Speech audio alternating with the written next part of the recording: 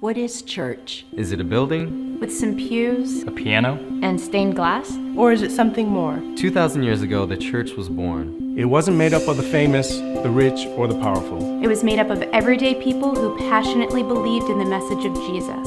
It was the beginning of a revolution of love and freedom that would change the world forever.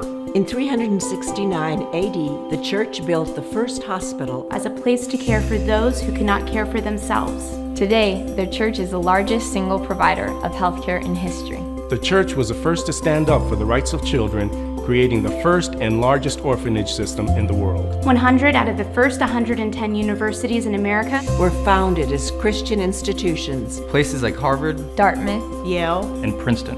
much of the world's greatest art architecture, Literature, and music has been shaped by the church. But the impact of the church isn't just ancient history. Today, the church is stronger than ever. And continues to impact